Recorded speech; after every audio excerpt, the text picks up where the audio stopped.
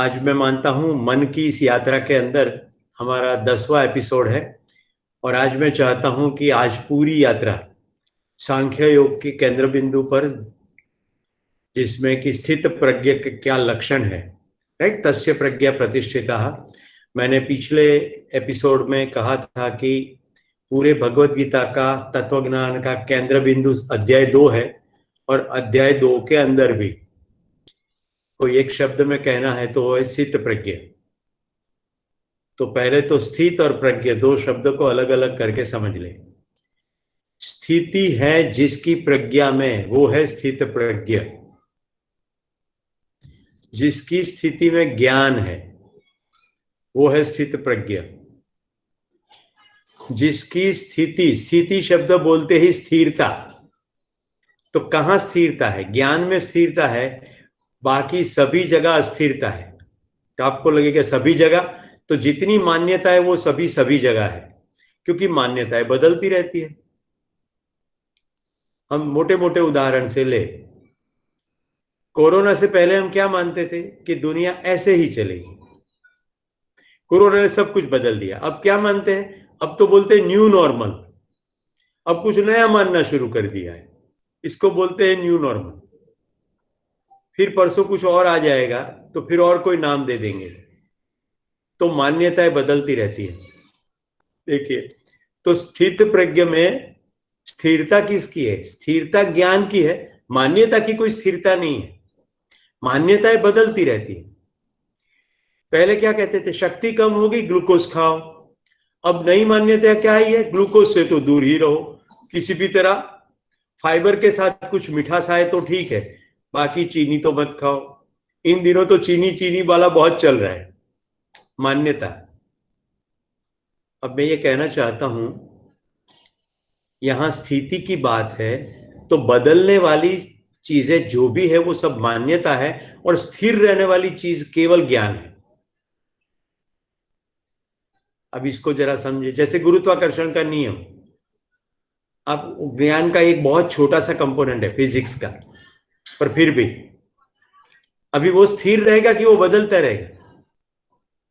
जी की वैल्यू बदल सकती है, राइट। मेरा बैकग्राउंड इंजीनियरिंग से है, इसलिए मैं थोड़ा ये जानता हूं कि चंद्र पर जी की वैल्यू अलग है, पृथ्वी पर भी कहीं कहीं पर वो जी की वैल्यू अलग है, ध्रुव प्रदेश में कुछ अलग है।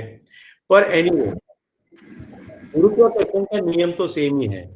प्रत्येक वस्तु, लघु जितने भी है, वो सब गुरु की ओर खींचे जा रहे हैं, ऐसा दिख रहा है पूरा एग्जिस्टेंस में। तो ये स्थिरता है। अच्छा, ये भौतिक विज्ञान में रस ना पड़े तो चलो जीव विज्ञान में चले आते हैं। आपके पापा और आपके मम्मी, एक बार ज्ञान हो गया फिर वो बदल जाता है कि वो ही रहता है? कि बस स्टैंड पर गए, कोई बहुत अच्छे बुजुर्ग को देख लिया, बोले ये अपने पापा लगते हैं, ऐसा नहीं होता, राइट। पापा होने का भाव हो वो अलग बात है, पर कोई भी व्यक्ति एक बार जान ले कि ये मेरे पिता है, तो फिर वो ज्ञान स्थिर रहता है कि बदल जाता है? वो स्थिर रहता है। तो हमारी स्थिति ज्ञान के अंदर है, और यहां तो कहा प्रज्ञा, प्रयोजन पूर्वक ज्ञान हो तो उसको कहते हैं प्रज्ञा। ये बड़ा इंटरेस्टिंग है, मैं बड़ा रोमांचित हूं ये व्याख्या करते हुए, क्योंकि मैं भी पहली बार सुन रहा हूं। प्र का जहां भी प्रयोग हो जाए वो प्रयोजन है। जैसे योग बोले तो जोड़ना, प्रयोग, कुछ प्रयोजन पूर्वक जोड़ना, कुछ प्रयोजन है। तो प्रज्ञा का क्या? जो ज्ञान हमें मुक्ति दिला दे, ऐसा जिसमें प्रयोजन हो, वो है प्रज्ञा। तो मुझे लगता है हम ज्ञानी बहुत है ऐसा मानते हैं, एक्चुअली हम इंफॉर्मेशन से भरे हैं, पहले तो ज्ञानी है नहीं। देखिए, मैं पहले भी बता चुका हूं, आज फिर से बताता हूं। कोई श्लोक मैं संस्कृत में बोल दूं तो ऐसा मत मान लेना कि मुझे 700 श्लोक कंठस्थ है, नहीं। पर मुझे ये बिल्कुल मालूम है कि कौन सा श्लोक कंठस्थ होने से, मनोमन रटने से, बार बार उसके ऊपर ध्यान देने से अपने में फर्क पड़ता है। केवल उसी का ही रट्टा, और वो रटना नहीं पड़ता, एक बार ध्यान जाए तो याद रह ही जाता है। तो एक बार आपने पतंगे को देख लिया, शायद आपको जाति प्रजाति याद ना रहे, लेकिन बूढ़े होगे तो भी कहोगे कि ये पतंगा है। तो हमारे बाहर के जितने भी आर्टिकल्स है, उसमें जितना जितना हमें इंफॉर्मेशन मिल जाए, उसको थोड़ी देर के लिए ज्ञान भी बोले, तो ये सब डेली शरीर चलाने के अर्थ में है, जिंदगी को चलाने के अर्थ में है, खाने पीने के अर्थ में है। अभी अमी ने आज सुबह कुछ आटे का क्रश करके वो छाछ के अंदर डाला, तो पीयूष ने कहा कि अब ढोकला कब बनेगा? बोले अभी डाला है तो ढोकला अभी थोड़ी बनेगा, 4 घंटे के बाद बनेगा। और आज तो लंदन में ठंड ज्यादा है, कौन जाने क्यों समर में ठंड बढ़ गई है, तो मुझे उसको माइक्रोवेव में थोड़ा गर्म करना पड़ेगा, फिर उसके अंदर ही रहने देना पड़ेगा। ये सब जानकारियां हैं, पर उसको ज्ञान कहे तो भी जिंदगी चलाने के अर्थ में है, उदर निर्वाह के अर्थ में है। कितना बढ़िया शब्द है नहीं, उदर निर्वाह, पेट भरने के अर्थ में है। देखिए, जो मैं नहीं कहता हूं ऐसा सुन मत लेना। मैंने ये नहीं कहा कि उदर निर्वाह करना नहीं है, करना है, बिल्कुल करना है, पर वो मेन एजेंडा नहीं है। वो भरने के बाद जहां दिमाग चलता है वो मेन एजेंडा है। तो दिमाग कहां जहां चलता है, एक्सटर्नल सभी एरिया में चलता है। बाद में क्या करेंगे, कल क्लोकनर देश में जाएंगे, मनन के साथ लंच करेंगे, वो लंच में डिब्बा खोलेगा, भार्गव के द्वारा दी गई मोरबी की खारेक मुझे भी दिखाएगा, केवल दिखाएगा, खिलाएगा नहीं, कहेगा केवल मेरे लिए ही है, ये कोरोना से ग्रस्त है, तुम छू भी नहीं सकते, वगैरह वगैरह। जितना भी एक्सटर्नल में, जितना भी इस वाक्य में बोल गया ना, ये सभी नॉलेज बोलते हैं वो, पर सभी इंफॉर्मेशन है। जैसे मनन भाई क्लॉकनर देशमा नामक कंपनी में काम करते हैं, दोपहर में लंच लेते हैं, लंच में खारेक खाते हैं, खारेक मोरबी से आई है, ये सब एक्सटर्नल इंफॉर्मेशन है। इस इंफॉर्मेशन को मैनिपुलेट करके अच्छी तरह से उसको सजा धजा के कुछ कुछ काम निकाल सकते हैं, राइट। पेंटालून में सेल आया, ये इंफॉर्मेशन से क्या काम निकालते हैं, एक पतलून की जो कॉस्ट थी उस कॉस्ट में अब 2 पतलून आएंगे, क्योंकि मैं 2 शब्द बारी बारी बोल रहा हूं, इंफॉर्मेशन और ज्ञान, माहिती और ज्ञान। तो दिमाग के अंदर कुछ माहिती इकट्ठी हो जाए और इससे हमारा काम चल जाए, उसको हम मोटी मोटी भाषा में ज्ञान कहते हैं। मैं उसको ज्ञान नहीं कहता, मैं उसको ज्ञान कहता हूं कि अस्तित्व में जो जैसा है वो वैसा समझ में आए, तो उसको कहते हैं ज्ञान। और मैं जैसा हूं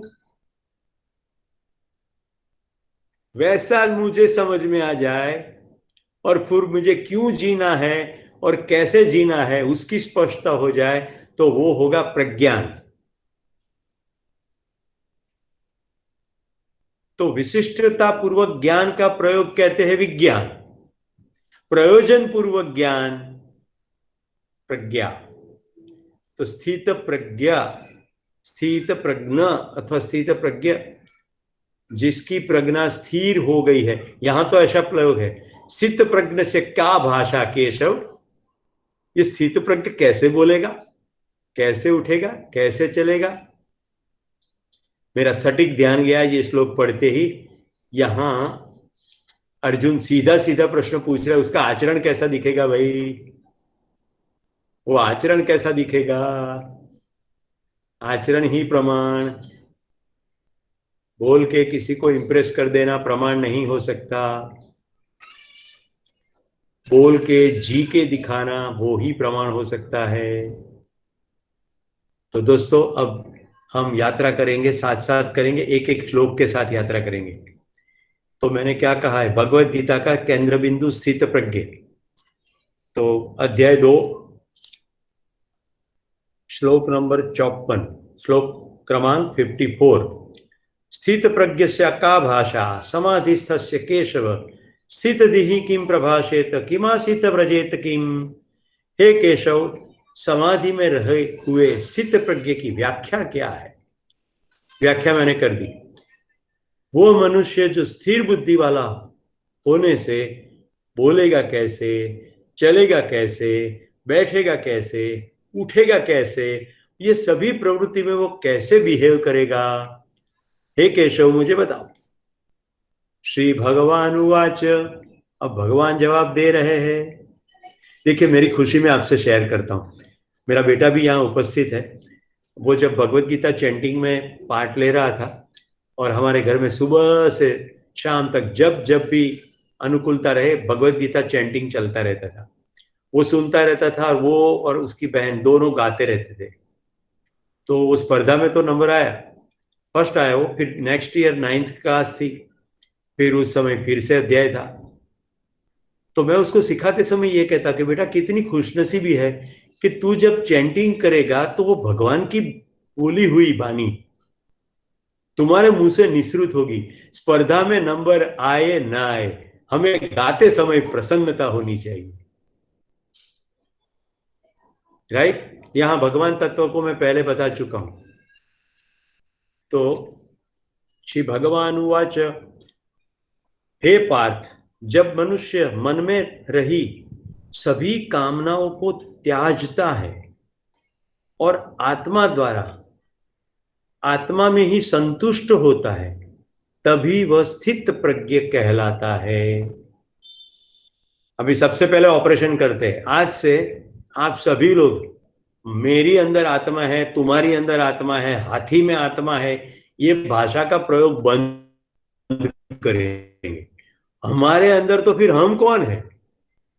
ये भाषा प्रयोग इतना खतरनाक है कि हम थर्ड पार्टी की तरह सब कुछ लीला देखते रहते हैं, कुछ फर्क नहीं करते। तो भाषा, आत्मा, आत्मा का मतलब है मैं। तो मैं ही आत्मा हूं, मैं ही आत्मा हूं, मेरे अंदर आत्मा नहीं है। मेरे अंदर और कुछ हो सकता है लेकिन मैं आत्मा हूं। आपको समझ में आ रहा है मैं क्यों यह शब्द प्रयोग कर रहा हूं? मेरे अंदर आत्मा बोलने से मैं एक डिब्बा हूं, उसके अंदर आत्मा रमण भमण कर रही है। यहां क्या सोचना है? मैं ही आत्मा हूं और मैं आंखों के जरिए से हमेशा तुम्हें देख रहा हूं और श्रीपाल कानों से तुम्हें सुन रहा हूं। तो देखिए, ये अलग अलग शब्द प्रयोग है। मैं ही ये कसब कर रहा हूं। जीभ खारिक खाती है कि मैं खारिक खाता हूं? तो चलो स्पष्टता करते। खाता शरीर है, जीभ में पाने के लिए जरूरी संवेदना जनरेट होती है, पर संवेदना का अनुभव तो मैं ही करता हूं, जीभ नहीं करती। चलो एक क्वेश्चन पूछना चाहता हूं, इसी प्रश्न में तुम्हें पूछता हूं। कान में उंगली डाल के कान को खुजलाए तो उंगली को मजा आती है या कान को मजा आती है? कान में खुजलाहट हो और कान में उंगली डाल के खुजलाए तो कान को मजा आती है या उंगली को मजा आती है? मुझे मजा आता है। Perfect, good. परफेक्ट। मजा तो हमें आता है। तो केवल ब्रेन के माध्यम से सूचना हम तक पहुंच जाती। देखिए, फ्यूचर में कभी मैं सिखाऊंगा कि हमें कैसे सूचना पहुंचती है। अभी केवल अध्याय में काम करेंगे। मुझ तक सूचनाएं पहुंचती है ये पांचों सेंसिस से, और जहां मेरा ध्यान है केवल उतनी सूचनाओं को मैं पकड़ता हूं। आती है, जैसे राखी बहन के ऑफिस में बहुत सारे खत आते हैं, उनके मेल बॉक्स में बहुत सारे मेल आते हैं, वो सिलेक्ट करके सीधे डाल देते हैं डिलीट बॉक्स में। और इशित के पास जितने मेल आते हैं उसमें से कुछ सिलेक्ट करके वो स्पाम में डालते हैं। कुंजल में कुछ एक मिलता है तो वो नेहा जानी को फॉरवर्ड कर देते हैं। हम जितना ध्यान देते हैं उतनी ही संवेदना काम की है। जैसे कि आंखें खुली है, दृश्य जा रहा है। आगे प्रयोग कर चुके हैं, याद है ना सबको? आंखें खुली है तो केवल वही देखते हैं जो देखना है। मैंने शायद एक आध एपिसोड में कहा था कि आसमान में बादल को देखते कितना देखते हैं, राइट? अभी कल कीचड़ वाली बात की थी, कितना देखते, देखने वाले तो हम ही हैं। तो साथियों, देखने वाले हम हैं, संवेदना केवल हमें सूचना देती है। अगर ये समझ में आया तो आत्मा मैं ही हूं, सभी सूचनाएं मेरे पास आती है, मैं वो सूचना का अर्थघटन करता हूं फिर मेरे शरीर के द्वारा मैं बाहर रिस्पॉन्ड देता हूं। रिस्पॉन्स देने के लिए मेरे पास 5 ज्ञानेंद्रियां है, 5 सेंसेस है, और फिर कर्मेंद्रिया है, हाथ पांव उपस्थ पायु, राइट। ये सभी बाहर के अंग उपांग। ज्ञानेंद्रिया जैसे स्पर्श की इंद्रिय, वो पूरा शरीर, राइट। आंख देखने की इंद्रिय केवल यहां। पर देखें कि हमारी भाषाओं में शब्द प्रयोग में तो देखने वाले हम हैं, इसलिए हम कहते हैं चक्के तो देख। मुरुगेश, ये श्रेया घोषाल का नया एल्बम बहुत बढ़िया है, उसका पहला गाना जरा सुन के तो देख। बोल क्या रहे? देख, चख के देख, सुन के देख, छू के देख, जाके देख। ये देखने वाले पर से ही शब्द आया दर्शन। कुछ दिख गया, आंखों से नहीं, देखने वाला मैं हूं। आंख केवल सूचना पहुंचाती है। मजेदार बात, कली देखी सुबह में 8 बजे, 10 बजे खिला हुआ फूल देखा। ये मैं तय कर लेता है यही है जो पहले कली थी अब फूल है। फिर एक बार बैठ गया, 8 से 10 तक बैठ गया, धीरे धीरे धीरे धीरे खिलती हुई कली को देखा और फूल बनते हुए देखा। तो पकड़ में आया कि कुछ गति चल रही है, यहां ऊपर धीरे गति है तो अंदर कुछ होता होगा। ये अंदर कुछ होता होगा दिख गया। मां को बोलते हुए केवल देख के देख के देख के हम भाषा सीख जाते हैं, जबकि पेट में से बाहर आते तब कहां भाषा आती है। केवल सुनते हैं देखते हैं, सुनते हैं देखते हैं, सुनते हैं देखते हैं। एक्सेस करने वाले हमें इतना ध्यान रहे तो जितनी भी सूचनाएं आती है, तो देखिए मैंने नरहरि भाई अमीन का एग्जाम्पल दिया था, एक ही न्यूज़पेपर पर 3 चित्र देखते। ये देखने वाला मैं हूं कि मैं ऐसा नहीं रहूंगा। तो बुद्ध को दिख गया, बूढ़े को देख करके बोले ऐसा ऐसा, मतलब मैं भी बूढ़ा होऊंगा। देखने वाले हम हैं।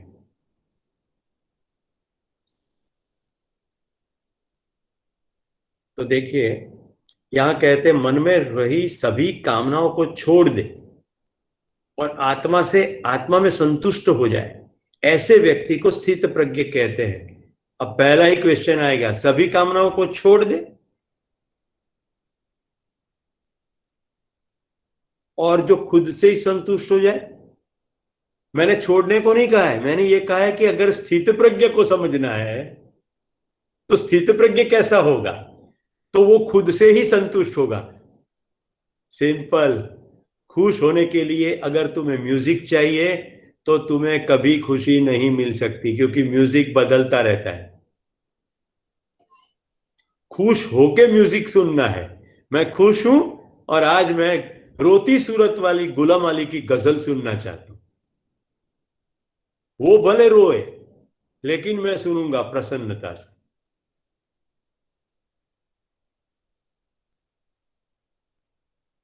अभी देखिए मुझे इतने गाने मन में उमड़ रहे हैं ना, जाने वो कैसे लोग थे जिनको प्यार से प्यार मिला, हमने तो जब कलियां मांगी कांटों का हार मिला। गाना कैसा है? हमें कुछ नहीं मिला।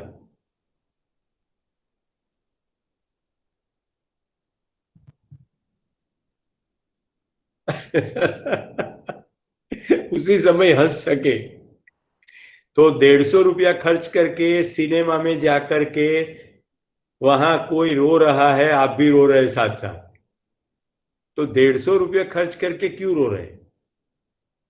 देखिए सिनेमा हॉल में क्या हो रहा है, एक पर्दा है, उसके ऊपर पीछे से प्रोजेक्शन सिस्टम के द्वारा कुछ प्रोजेक्शन हो रहा है। आप उस प्रोजेक्शन को देख करके दुखी और सुखी होते हो। ये कल्पना समझ में आ रही है? क्योंकि अब बहुत ये छोटे से एग्जाम्पल से बहुत बड़ा जंप लगाने वाले हैं, मेरे साथ साथ चलिए। प्रोजेक्शन से कुछ पर्दे पर प्रोजेक्ट हो रहा है, घटना घट नहीं रही है, केवल प्रोजेक्शन हो रहा है और आप ऑडियंस पे उसको देख रहे हैं।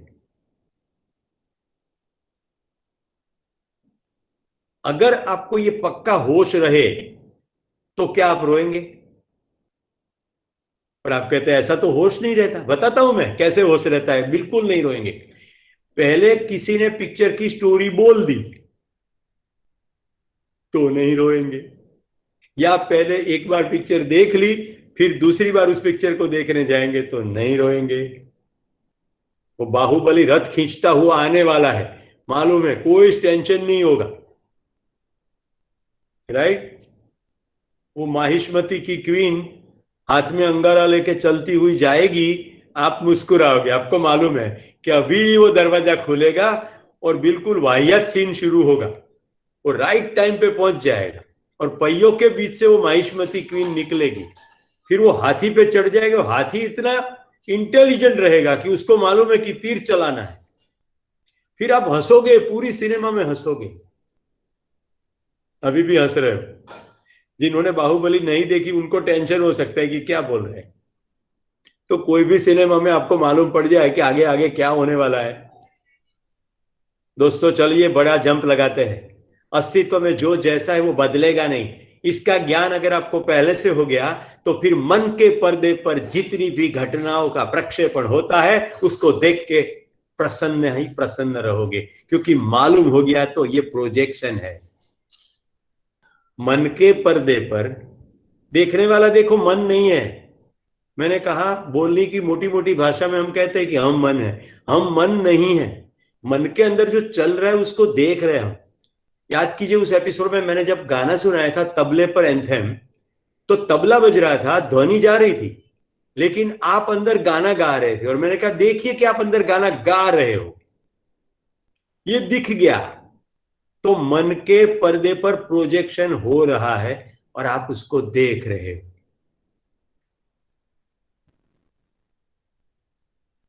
तो देख दोस्तों क्या क्या घटेगा।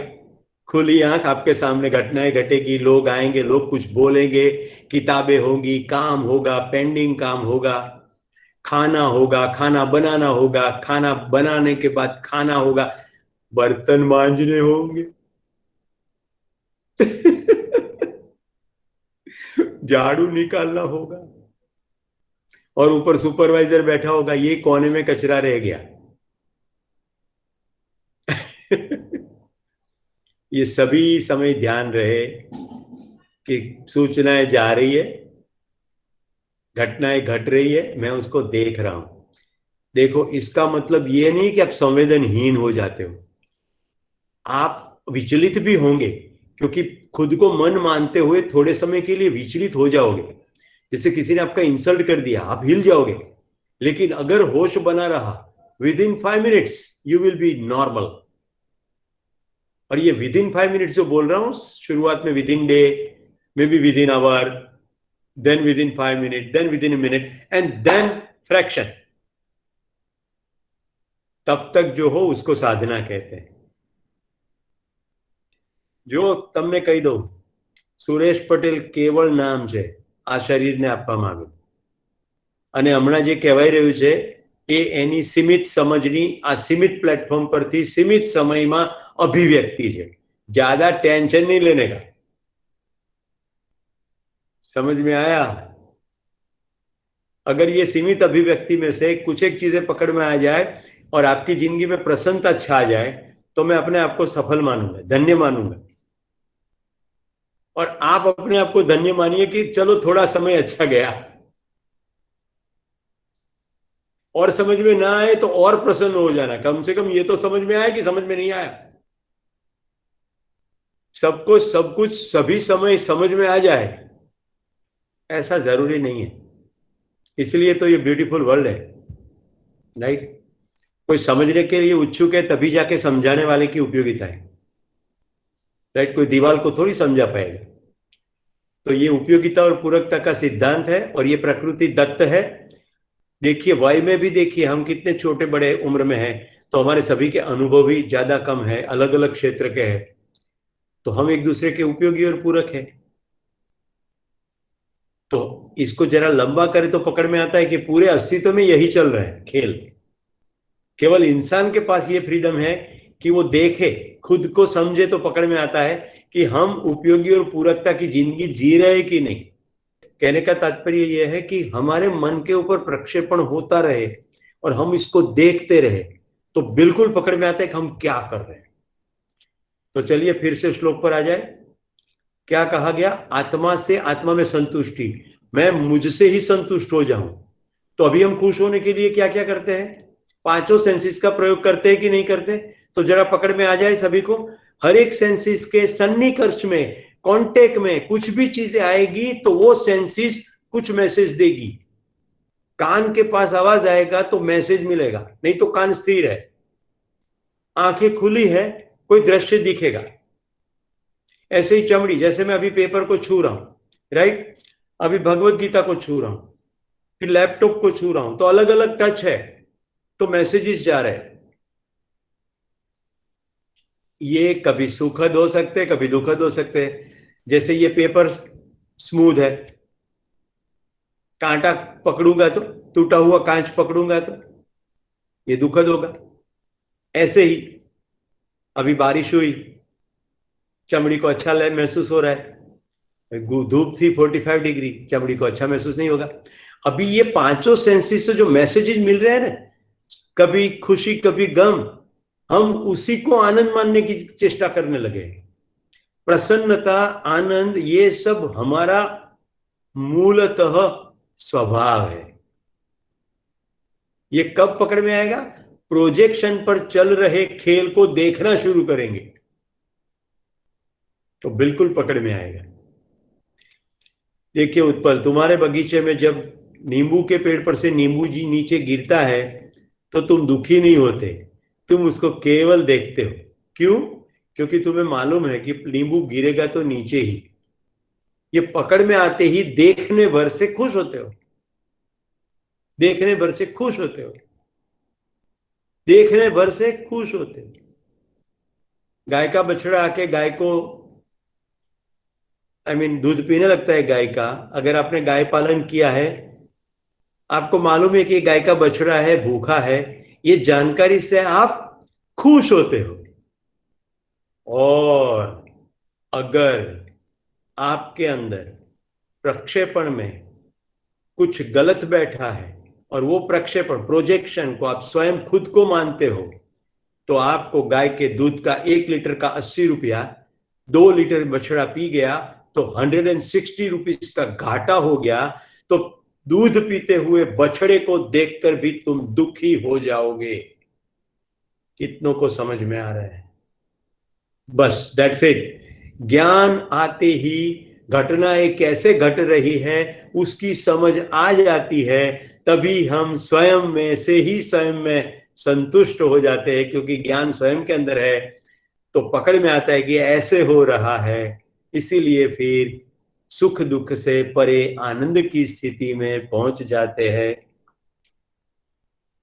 साधो वो नर हमको भावे,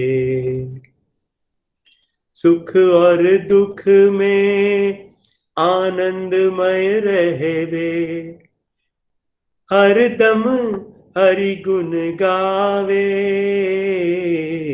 हरदम हरि गुण, एवरी मोमेंट हरि, ये फैला हुआ ब्रह्म, हर एक जगह ये व्यापक नियम उपलब्ध है, ये ज्ञान उपलब्ध है सर्वत्र सेम।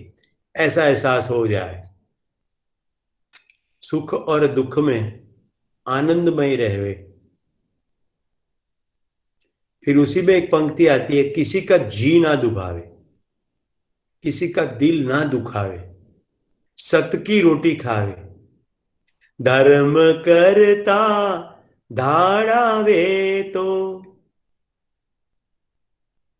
धर्म करे, उसमें भी धाड़ आवे, तो भी मन में ग्लानि अनुभव ना करे।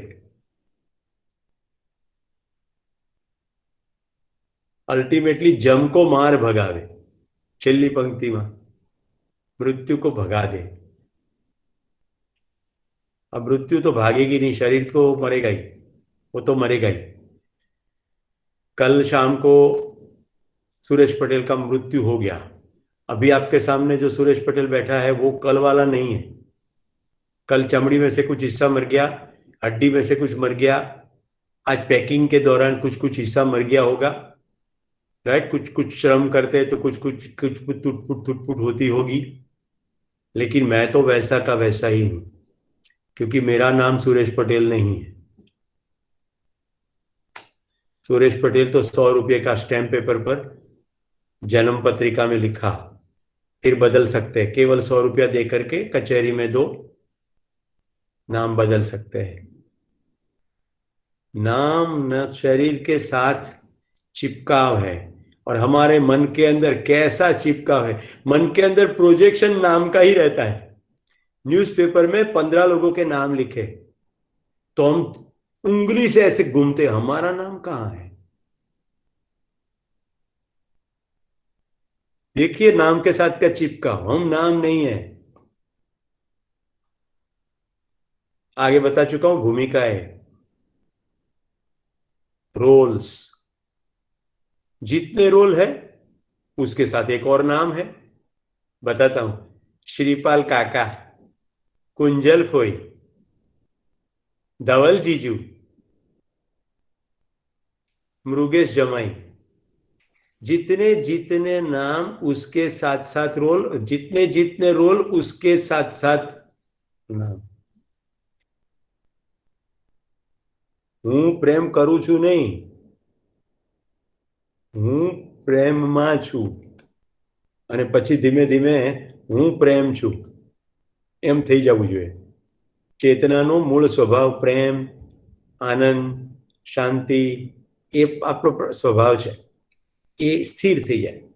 તો મિત્રો કેટલી બધી ડિટેલમાં મેં વાત કરી એક શ્લોકમાં, કે પોતાનાથી જ સંતુષ્ટિનો અનુભવ કરે। આવો ક્યારે અનુભવ થાય? પોતાના વિશેની સ્પષ્ટતા થઈ જાય। તમને ખાલી પોતાના સામાનની સ્પષ્ટતા થાય છે તો કેટલો સંતોષ છે। કે બોમ્બે જવાની ટિકિટ બુક કરી હોય તો કે આરએસી માંથી કન્ફર્મ થઈ ગઈ, મારી બર્થ કન્ફર્મ થઈ ગઈ, એમાંય સંતોષ થઈ જાય છે। તો જ્યારે આપણી પોતાની તરફ ધ્યાન જતું રહે કે આપણી અંદર તો કેટલી બધી વ્યવસ્થા છે અદ્ભુત। તો મિત્રો જ્યારે એવું કહે છે ભગવાન કૃષ્ણ કે આત્માને અગ્નિ બાળી શકતો નથી, એટલે હું બળી શકતો નથી, હું ભીંજાઈ શકતો નથી, મતલબ કે મારી અંદર કોઈ વિકૃતિ શક્ય જ નથી, મતલબ કે હું બાય ડિફોલ્ટ જ પૂર્ણ છું, બાય ડિફોલ્ટ જ ઓલરાઈટ છું, બાય ડિફોલ્ટ જ હું પીસ છું। વિકૃતિ થઈ શકતી નથી, એને ડિસ્ટર્બ કરી શકાતો નથી કોઈ પણ રીતે, તો હું અનડિસ્ટર્બ જ છું। આવું પોતાની અંદર સ્થિર થઈ જાય, સ્થિત પ્રજ્ઞા। નેક્સ્ટ 56, दुःखेष्वनुद्विग्नमनाः सुखेषु विगतस्पृहः वीतराग भय क्रोध स्थितधीर्मु निरुच्यते। દુઃખોમાં ઉદ્વેગ રહિત મનવાળો, સુખોમાં નિસ્પૃહ થયેલો, અને જેના રાગ ભય તથા ક્રોધ ગયા હોય તે સ્થિત પ્રજ્ઞ મુનિ કહેવાય છે। દુઃખોમાં ઉદ્વેગ રહિત मनवाળો, ये उद्वेग रहित मन क्या है? उद्वेग, वेग समझ में आता है? वेग तो समझ में आता है ना, वेग, वेग, मोमेंटम, मूवमेंट। वेग कशु खसे छे, एक जग्याएथी बीजी जग्याए खसे, धसी जाए। अहींया शुं कहे छे? दुखोमां उद्वेग रहित मनवाळो। हवे जेने दुख थाय ने एकदम हड़ियापाटी करी मूके, पण स्थित प्रज्ञ होय ने तो दुख थाय एवी हड़ियापाटी ना करे। एक सरस दुलाभाई कागना भजननी લીટી સંભળાવું। ઢાળને જોઈને સૌ દોડવાને લાગે, આપણે દોડવા કરો। ઢાળને જોઈને સૌ દોડવાને લાગે, ઢાળ જોઈને થંભનારો ગાંધીડો મારો, 100 વાતોનો જાણનારો। ગાંધી બાપુ ઉપર આ રચના છે। ઢાળ હોય, લપસી જવાયું હોય, પ્રલોભન હોય, લોકો દોડી જાય, પેન્ટાલૂનનું શું સેલ દોડી જાય, દુઃખી થઈ જાય કે મને નહીં મળે તો, અને પછી ત્યાં જઈને ડબલ દુઃખી થઈ જાય, કારણ કે પોતાની સાઈઝનું પેન્ટ જ ના હોય। તમે જોજો સેલની અંદર, મેં તો અનુભવ કર્યો છે, કારણ કે હું સંસારમાં છું ને, સહેલ અગત્યનું છે કે આપણી જિંદગીનો સમય કિંમતી છે, તો જાજી ઝંઝટ એમાં કરવાની હોય નહીં. જે ઝંઝટ કરી નાખે, દુઃખોમાં ઉદ્વેગ રહિત મન વાળો, સુખોમાં નિસ્પૃહ થયેલો. ये क्या सुखों निस्पृह, सुख मिल रहा है उसकी स्पृहा और हो, इसको कहते हैं स्पृहा. सुख मिल रहा है फाइन, और मिलना चाहिए ऐसी कोई बात नहीं, એને કહેવાય નિસ્પૃહતા. ચલો બતાડું કેવી રીતે. 45 ડિગ્રીમાંથી મિનલ અંદર આવતી રહી એટલે મૃગેશે 22 ડિગ્રી ટેમ્પરેચર કર્યું, મજા પડી ગઈ. બસ હવે જો એવું મિનલ એવું બોલે, આવું સતત એસી ચાલતું રહે, મૃગેશ કેવી મજા આવે. ત્યારે મૃગેશે તરત અધ્યાય 2 56 નંબરનો શ્લોક ખોલવાનો અને કહેવાનું, સુખોમાં નિસ્પૃહ થયેલો. હમણાં છે ને ભાઈ, મોજ કર, કાલે નહીં પણ હોય. હવે એ જો આવડી જાય ને તો પાવર જાય ને તો સ્મિત એવું ને એવું રહે, પ્રસન્ન તો એવી ને એવી રહે, પરસેવાના રેલા ઉતરે ને તો એ મોજ એવી ને એવી રહે. પછી તમે એવું ના કહો ગરમી છે ભાઈ સાહેબ બહુ ત્રાસ છે, એવું ના. ચાલો પછી 57.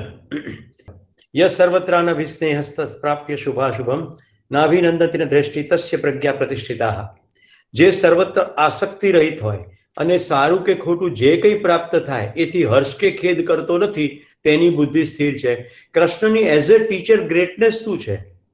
વાત કહેવાઈ ગઈ છે, એક વારમાં વાત કહેવાઈ ગઈ છે, એક જ શ્લોકમાં કહેવાઈ ગઈ છે કે આત્માથી આત્મામાં સંતોષ પામે. રાઈટ? જે પહેલો જે શ્લોક જેની મેં ચર્ચા કરી, મનુષ્ય મનમાં રહેલી સર્વ કામનાઓ ત્યજી દે છે અને આત્મા વડે આત્મામાં સંતોષ પામે છે, એને સ્થિત પ્રજ્ઞ કહેવાય. આટલું પૂરતું નથી લાગતું કૃષ્ણને. કેમ? કારણ કે ટીચર છે. ટીચર છે એટલે વિવિધ રીતે અર્જુનને સમજાવે છે. શું કે છે? દુઃખોમાં ઉદ્વેગ રહિત મન વાળો. તો આપણા મનમાં કામના શું થાય? દુઃખ હોય તો ભાઈ દુઃખ તો જવું જોઈએ. તો પહેલા શ્લોકમાં કહ્યું કામના છોડી દે છે, હવે કામનાની વેરાયટી બતાવે છે. સુખોમાં નિસ્પૃહ, પછી સર્વત્ર આસક્તિ રહિત હોય અને સારું કે ખોટું જે કંઈ પ્રાપ્ત થાય એનાથી હર્ષ કે ખેદ નથી કરતો. તો સવારથી સાંજ સુધી સારું કે ખોટું કેટલું બધું પ્રાપ્ત થાય, કેટલાક કામો પ્રાપ્ત થઈ જાય, કેટલાક લોકોના વર્તન પ્રાપ્ત થઈ જાય, કેટલીક વાણી પ્રાપ્ત થઈ જાય. ઘણા તો ઘરવાળા જેવા હોય, વડકા જ કરતા હોય, રાઈટ? એપ્રિશિએટ જ ના કરે, ગણે જ નહીં. ઘણા પુરુષોને એવો ભ્રમ હોય છે કે તેઓ માનવ છે અને સ્ત્રી એક અલગ પ્રાણી છે, તેઓ પોતાને માણસ માને છે. અને ગુજરાતમાં તો ભાષામાંનો પ્રયોગ પણ એવું છે, એક માણસ હતો એમ કે, પણ માણસ એટલે પુરુષની જ વાત કરતા હોય, સ્ત્રી પણ માનવ જ છે. તો પછી અહીંયા સારું કે ખોટું એ જે કંઈ છે બધું ચિત્રામણ કેટેગરીકલી કરી નાખે. પોતાનું સારું અલગ, પત્નીનું સારું અલગ, રાઈટ? પોતાના કોડ ઓફ કન્ડક્ટ અલગ, પત્નીના કોડ ઓફ કન્ડક્ટ અલગ. અને એ લોકો પછી એમની પત્નીઓ સાથે ઓબ્જેક્ટની જેમ વર્તે, કોઈ વસ્તુની જેમ વર્તે. આખું સ્ત્રીઓનું જે શોષણ થયું છે ને એનું મુખ્ય કારણ જ કે એને માનવ તરીકે ગણવામાં જ નહીં આવે. અને આપણે ત્યાં પણ એવા માણસો થયા કે જેમણે પોતાનો કક્કો સાચો કરવા, પોતાની દુકાન ચલાવવા, મન ફાવે તેવું લખી નાખ્યું. સંસ્કૃત પ્રચલનની ભાષા હતી તો સંસ્કૃતમાં પણ એવું ઘણું બધું લખાઈ ગયું, રાઈટ? એટલે જેટલું સંસ્કૃત છે એટલું એવું નહીં તમે જરાય બી સમજી લેતા કે સંસ્કૃત દેવ ભાષા છે એટલે બધું પ્રાચીન સાહિત્ય છે. બધું પ્રાચીન સાહિત્ય નથી. આપણું પ્રાચીન સાહિત્યમાં જે કંઈ શીખવાનું સમજવાનું છે એનું નામ છે ઉપનિષદ. અગાઉ હું તમને કહી ચૂક્યો છું, વેદનો વેદાંતનો જે ભાગ છે ઉપનિષદ, જે ભારતનું પ્રાચીનતમ રહસ્ય છે, જેના ઉપર ભારતની આખી સંસ્કૃતિ ઊભી છે, જેની ઉપર આપણા મૂલ્યો છે, જેને કારણે દેશનું નામ ભારત, પ્રકાશની ખોજમાં રથ, એ ઉપનિષદનું સાયન્સ છે. ઉપનિષદ નામની ગાયને કૃષ્ણ નામનો ગોવાળિયો દોવે છે અને જે નવનીત પ્રાપ્ત થાય છે, માખણ, એ ભગવદ્ ગીતા છે. બાકી જે વચ્ચે બધું આવ્યું છે એને જેને પુરાણ કહે છે. પુરાણ એટલે history, stories, lot of stories, બધી નોનસેન્સ પણ ખરી. એક સ્ટોરીનો થોડો પાર્ટ કહું છું. ભગવાન શ્રી રામ અને સીતાજી બંને નાહી રહ્યા છે નદીની અંદર, વનની અંદર. તો સીતાજીનું કોમળ શરીર જોઈને કાગડો સીતાજીને ચાંચ મારે છે. રામજી એટલા બધા ગુસ્સે થઈ જાય છે કે આખું બ્રહ્માંડ ખેદાન મેદાન કરી નાખે. એ વખતે દેવો આવીને કહે છે, બોસ પ્લીઝ શાંત થઈ જાઓ. કુલ ડાઉન, કુલ કંટ્રોલ.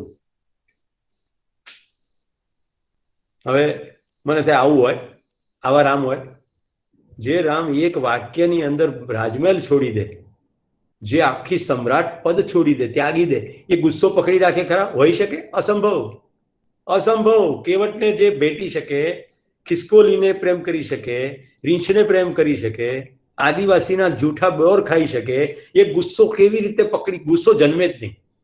તો એ અર્થમાં અહીંયા જે મેં મનના પ્રક્ષેપણની વાત કરી, આ શ્લોકમાં લખ્યું છે, સારું કે ખોટું જે કંઈ પ્રાપ્ત થાય હર્ષ કે ખેદ કરતો નથી. જેમ કાચબો સર્વ અંગો સમેટી લે છે, તેમાં મનુષ્ય જ્યારે સર્વે ઇન્દ્રિયોને ઇન્દ્રિયોના વિષયોથી ખેંચી લે છે, ત્યારે તેની બુદ્ધિ સ્થિર થાય છે. હવે જો અદ્ભુત વસ્તુ, બધા શંકર ભગવાનના મંદિરમાં તો ગયા જશો, ના ગયા હોય તો કાલે સવારે જજો. કાલે સોમવાર છે. તમારી અંદર જો એવું ઝબક્યું હોય કે કાલે સોમવાર નથી, તો એ તમારો પ્રોબ્લેમ છે. મેં તો ખાલી ધ્વનિ જ કાઢ્યો, રાઈટ? સોમવાર ને મંગળવારે બધું આપણે જ નક્કી કરેલું છે. જે દિવસથી શરૂ કરી એ દિવસે વળી સોમવાર. એ જ રીતે સોમ રસ, સોમનાથ, સોમદેવ. આ સોમ શું છે? ઉર્ધ્વ દિશામાં ગતિ થાય તે સોમ છે. હા, રાઈટ? આપણે ત્યાં કે ઉત્તરાયણ, દક્ષિણાયન. વોટ ઇઝ ઉત્તર? આ ઉત્તર છે, બીજું બધું નીચે છે. ખાલી તમારા શરીરની કલ્પના કરો, હાઈએસ્ટ લેવલ અહીંયા બધા ચાંદલા કરે. ક્યાંય પેટે ચાંદલા કરતા દેખ્યા નહીં મેં. બાકી પેટની અંદર બધું ડાયજેસ્ટ થાય ત્યાર પછી તાકાત આવે છે. તો પેટે કેમ ચાંદલા નહીં કરતા હોય? પછી પીઝા હટની દુકાને તો ટાંટિયા લઈ જાય છે, તો ટાંટિયા પર ચાંદલા કરવા જોઈએ, પણ અહીંયા ચાંદલા કરે. પાછું બરાબર બે ભ્રુકુટીની વચ્ચે કરે. પ્રજ્ઞાનમ બ્રહ્મ, જ્ઞાનને સર્વશ્રેષ્ઠ સ્વરૂપ બ્રહ્મનું આપવામાં આવ્યું. જ્ઞાનની પ્રક્રિયા અહીંયા ક્યાંક થતી હશે એવું કોકને ખબર પડી ગઈ એટલે અહીંયા ચાંદલા કરે. કેટલાક તો કેટલા ચાંદલા કરે, આમ ઠેઠ નાક સુધી કરે. પણ ટૂંકમાં આ પાર્ટ તો કવર થાય જ. આજ્ઞા ચક્ર, ઘણાની યોગની યાત્રા થઈ હશે, એ લોકોને ખબર હશે. સહસ્ત્રાર, વિશુદ્ધ, મણિપુર, રાઈટ? બધા જુદા જુદા ચક્રોનું વર્ણન છે. કાચબો જ સર્વ અંગો સમેટી લે છે. ભગવાન શિવજીના મંદિરમાં બે પ્રાણીઓ જોવા મળે, એક નંદી અને એક કાચબો. ઘણા લોકો નંદીના કાનમાં જઈને પોતાની ઈચ્છાઓ વ્યક્ત કરે. શું મારી એની પાછળ કલ્પના છે કે નંદી શિવજીનો આસિસ્ટન્ટ છે એટલે એને કહી દેશે. એટલે આ આસિસ્ટન્ટો પાસે જવાય, ડાયરેક્ટ બાપ બેઠો હોય તો એને જ કહેવાય ને. પણ આપણે એવો તર્ક લગાડતા નથી. આપણે પથરાના નંદીના કાનમાં જઈને ફૂંકી આવીએ, પછી કશું થતું નથી. પછી કે જોમતું નથી, પણ ચોથી જોમ. જે કરવાથી રિઝલ્ટ ના આવવાનું હોય એવું કર્યા કરીએ તો પછી કોઈ દિવસ મજા પડે નહીં. કાચબો સર્વ અંગો સમેટી લે છે, તેમ મનુષ્ય જ્યારે સર્વે ઇન્દ્રિયોને ઇન્દ્રિયોના વિષયોથી ખેંચી લે છે ત્યારે તેની બુદ્ધિ સ્થિર થાય છે. હવે ઇન્દ્રિયોના વિષયોથી ખેંચવું કેવી રીતે? કે ભાઈ બહુ બધું જર્નલ વર્ક હોય, ઇશ્યુ પ્રેઝન્ટેશન થાય, થીસીસ વર્ક કરવાનું હોય, એમાંથી નીકળીને કેનાલને કાંઠે ચાલવા જતા રહીએ, થોડા પક્ષીઓ જોઈએ તો ટેમ્પરરી સ્થિર થાય બુદ્ધિ. પણ સતત ને સતત બધી જ સેન્સીસમાંથી તો મેસેજીસ આવી જ રહ્યા છે. સ્વેચ્છાપૂર્વક નક્કી કરીએ કે મારે આ વખતે આટલા જ મેસેજીસને હેન્ડલ કરવાના છે, તો બેકગ્રાઉન્ડમાંથી આવતા મેસેજ અબાઉટ ધ પાસ્ટ, ફ્યુચરમાંથી આવતા મેસેજ અબાઉટ ધ વરીઝ, એ બધા મેસેજ પ્રેઝન્ટ મોમેન્ટના મેસેજની સાથે ખીચડી થઈ જાય. હવે હમણાં પિઝાની વાત કરી, અગાઉ મેં તમને મારા ભોજન અંગે તો ઘણી વાતો કરી છે. આ કુદરતે આટલી બધી અદ્ભુત ડિઝાઇન કરી છે, તો કુદરત પાગલ છે? જો તમે ઈશ્વરમાં માનતા હો તો ઈશ્વર ઇન્ટેલિજન્સ નથી? તો કલ્પના પણ કેટલી સુંદર છે કાચબાની. ઇન્દ્રિયોને કાપી નથી નાખવાનું કીધું, ઇન્દ્રિયોને ખેંચી લેવાની વાત કરી છે. કાચબો પોતાની ઇન્દ્રિયોને સંકેલ, એટલે આમ તો પોતાના હાથ પગ અંદર નાખી દે. મેં કાચબો પાળેલો છે એટલે મને કાચબા સાથેનો પર્સનલ અનુભવ પણ છે. તો બધું સંકોચી લે. કાચબાની ઢાલ ઉપર તમે ઉભા રહો તો પણ કાચબાને કંઈ થાય નહીં જો પુખ્ત વયનો મજબૂત એની ઢાલ તૈયાર થઈ ગઈ હોય તો. જમીનના કાચબા અને પાણીના કાચબા અલગ હોય છે. પાણીના કાચબા ઉપર ઊભા રહેવાની ચેષ્ટા ના કરવી, એ કદાચ દબાઈને મરી શકે છે, એની ઢાલ મજબૂત નથી હોતી. આપણે અહીંયા જમીનના કાચબાની વાત કરીએ કે પ્રાણીના કાચબાની, બંને પોતાની ઇન્દ્રિયોને સંકોચવાનો સ્વભાવ ધરાવે છે. તો અહીંયા રૂપક એ છે કે ઇન્દ્રિયોને કાપી નથી નાખવાની, ઇન્દ્રિયોનો ઉપભોગની વાત નથી, ઇન્દ્રિયોનો ઉપયોગ કરવાનો છે. ઉપયોગ પૂરો થાય એટલે ઇન્દ્રિયોમાં સંકોચવાનો, ઇન્દ્રિયોને સંકોચી લેવી. અહીંયા લખ્યું છે વિષયોમાંથી ઇન્દ્રિયોને સંકોચી લે. એટલે મોબાઈલ એક વિષય છે, એની અંદર ઇન્દ્રિય લાગેલી છે, તો મોબાઈલમાંથી ઇન્દ્રિયને સંકોચી લીધી, મોબાઈલ મૂકી દીધો, પુસ્તક મૂકી દીધું, જર્નલ મૂકી દીધું, લેપટોપ મૂકી દીધું, છાપું મૂકી દીધું. પેલો ટંકો સંભળાયો તો પેલો કવિ કહે છે I have a date with spring, કામે મૂકી દીધું. જે પોતાને અનુરૂપ નહોતું, પહેલેથી જ નહીં હોય પણ પગાર માટે કરતા હશે, પછી બત્તી થઈ ગઈ કે જમતું નથી, પણ તમને બધાને જોમી ગયું લાગે છે, તો કાચબો જેમ સમેટી લે એમ સમેટવાનું છે. હવે કેવી રીતે સમેટવું? આવતા અંકે. નમસ્કાર, જય હિન્દ, આવજો.